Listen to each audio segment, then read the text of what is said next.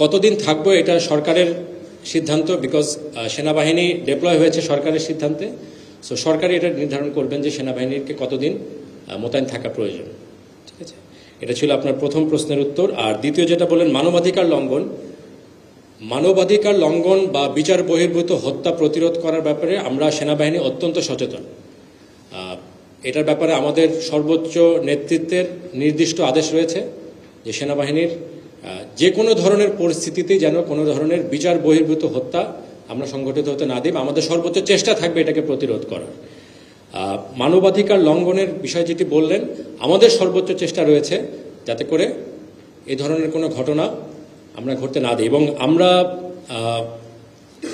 আপনারা হয়তো শুধুমাত্র যেগুলো ঘটনা ঘটছে সেগুলো জানতে পারছেন, বাট এর বাইরে আমাদের কার্যক্রমের কারণে যে কতগুলো পরিস্থিতিতে এই ধরনের কোনো কিছুকে প্রতিরোধ করা সম্ভব হয়েছে এটা হয়তো অনেক সময় জনসম্মুখে আসে না। যেমন শুধু ইন্ডাস্ট্রিয়াল সেক্টরে যদি আমরা বলি, ইন্ডাস্ট্রিয়াল সেক্টরে এ পর্যন্ত 600-রও বেশি আনরেস্ট হয়েছে এবং এর মধ্যে অনেকগুলো ভায়োলেন্ট ছিল, বিশেষ করে শুরুর দিকের যে ঘটনাগুলো।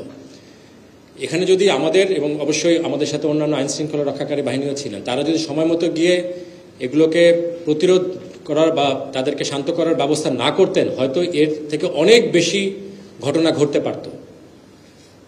সো ওই বিষয়টিও আপনারা কাইন্ডলি কগনিজেন্সে নেবেন। বাট এটা সেনাবাহিনীর টার্গেটেড করে কাউকে মেরেছে এরকম কোনো ঘটনা হয়নি। আচ্ছা, প্রথম প্রশ্নটা বলি আইন শৃঙ্খলা পরিস্থিতির উন্নতি।